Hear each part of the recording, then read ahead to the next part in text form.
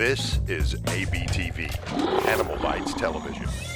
For animal lovers, by animal lovers. Hey, how's it going, guys? So, if you didn't figure it out by now, I'm not at home. I don't have my green screen.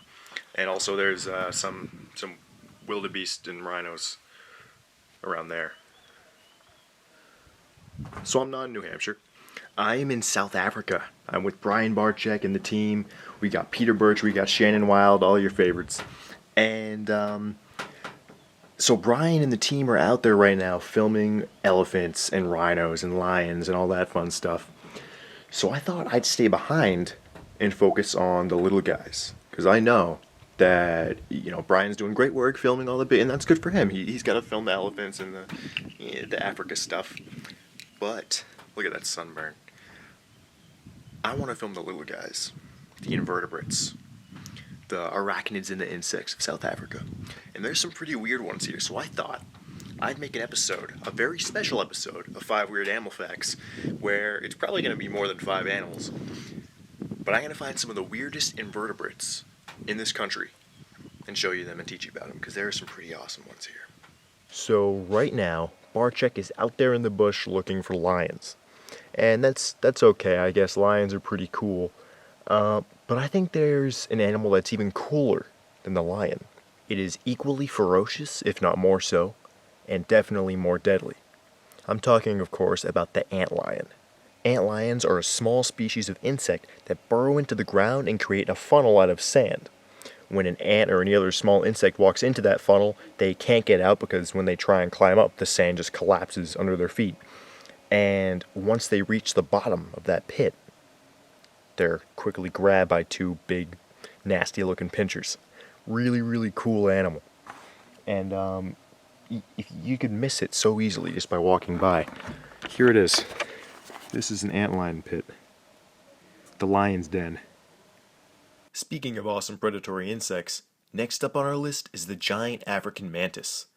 These guys are the ultimate predators of the insect world. Those huge front legs there with spikes all along the side.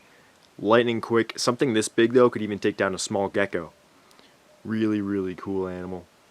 Amazing eyes. They have 2 compound eyes on either side and 3 in the middle. Look at that. Awesome camouflage, too. Its wings look like leaves, even a little bit like a dead leaf on the ends there. Really beautiful. Let's go put him back. Giant African mantids reach an adult length of 10 centimeters and range in color from a dull brown to the bright green that you see in this one. One thing that sets them apart from other African mantid species is the 2 white dots on their wings. Even if you don't like bugs, you have to admit that this is one beautiful creature. Perhaps a bit less beautiful, but just as amazing, is number 3, the dung beetle. There are over 5,000 species of dung beetle, all of which use animal feces as a home and food source for their young. There are 3 groups of dung beetle: the rollers, which roll feces into a ball and bury it underground with their eggs inside of it; the tunnelers, which dig burrows underneath the dung and bury only a small portion of it; and the dwellers, which just kind of hang out on top of the dung and don't bother burying it. Dung beetles are very important to the ecosystem. By eating and burying feces, they act as Africa's cleanup crew, and moving dung underground benefits plant life by fertilizing the soil. So although they might not be South Africa's most glamorous creatures, they are without a doubt one of the most important. As the sun goes down, even more fascinating invertebrates come out of hiding. The first find of the night was this huge centipede, and I knew someone who my many-legged friend definitely needed to meet. Hey, Brian. I got a present for you. Holy sticks. Did you see Russ? Oh, What do you think, huh? no, I don't like this. No? I think it's really Hold good. the stick. They're very, You want to hold it? very. Try it out. It's going. Holy crap. Oh! Oh! And then it's going to go onto your pants. Oh no. It's going to go into your pants. Yeah, and then it's going to go for the darkest spot. Holy crap. Alright, it's turning. It's doing something. It's doing something. No, take this back, please. No, are you sure? You're not done with it? Here, Judy, you take it. Oh! Oh dear. No, don't put it by me. Oh my gosh, the biggest creepy. Awesome. Hold on.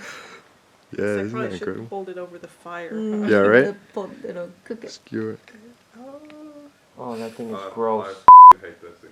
Oh, If I had a gun, yeah, I'd shoot it off that stick. Here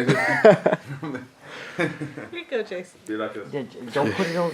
No, it's not over you. Just put it over a promise. little bit. I promise. Yeah. Oh, Brian, it's in your hair. Oh, imagine if it dropped off on his back. Look at it. I'm freaking out. The fearless Brian Barczyk, everybody.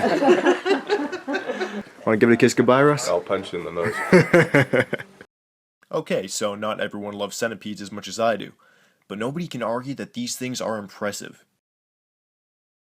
Just look at that speed. Strict carnivores, centipedes capture their prey with venomous claws under their head and use their front legs to guide food into their mouths. During the trip, I uncovered dozens of different species of centipede, each one more beautiful than the last. While we're on the topic of venom, it's time to check out some African arachnids. Alright guys, this is a rain spider. Very, very similar, actually in the same genus as the huntsman spiders in Australia. And it looks just like a huntsman spider, moves in a very similar way. They're called rain spiders because around here, if it starts raining, these guys don't like the rain, so they go inside people's homes, so people associate this spider with rain. Very mild venom, so I'm not too worried about getting bit. Still, big fangs, it probably won't feel too good. Let me see if I can get him to move a little bit. Ready? He's just trying to camouflage in. He's hoping I don't notice him. But these guys can move lightning fast when they need to. There you go. There you go. I do love spiders, but at the same time, when one is crawling on your finger, you don't expect it, you jump a little bit. Look at how beautiful that is. The sixth and final invertebrate on our list is the turf-burrowing scorpion. And if this one seems a bit chunky, that's because she's pregnant. Scorpions have extremely long pregnancies, lasting as long as a year in some species. When the babies are born, they will actually crawl onto their mother's back and stay there under her protective care until their first or second molt. The mother will even pass bits of food back to her children while they're living on her. In my opinion, the most incredible thing about scorpions is how they look under ultraviolet light. For reasons still unknown to science, a scorpion's exoskeleton will glow brightly under a black light. Not only does this look cool, it also makes them very easy to find at night. I know I said this was the last invertebrate on the list, but I still have one more surprise for you. Alright guys, you might think that what I'm holding in my hand right now is a worm or a millipede, but in fact, this is a reptile.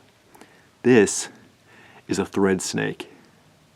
Completely subterranean snake.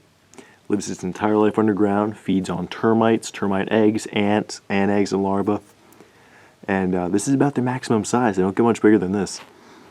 They are such interesting animals. Amazingly adapted for life underground. Very, very sleek.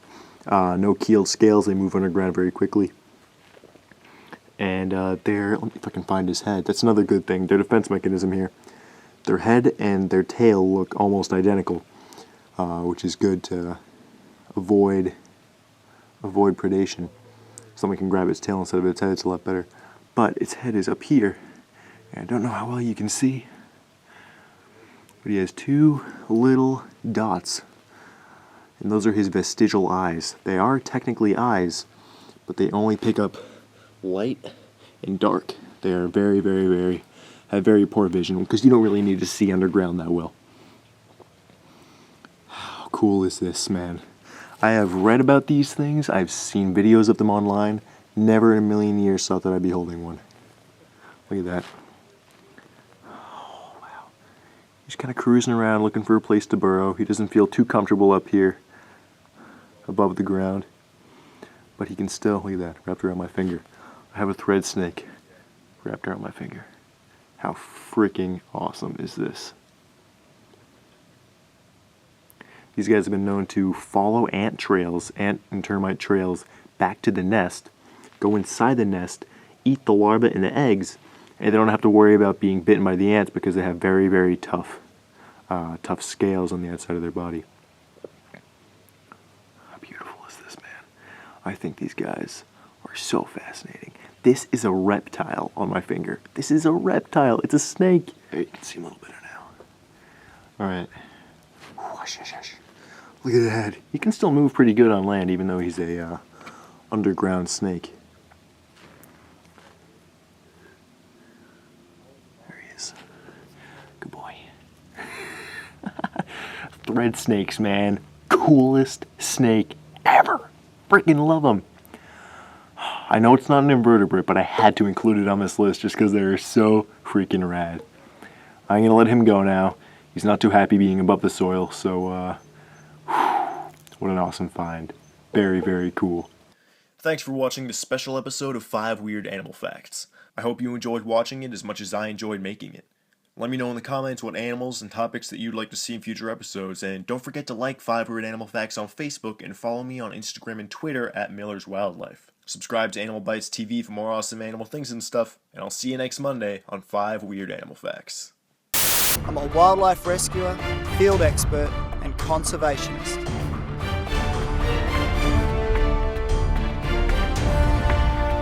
Welcome to Corey's Wild World. This is ABTV,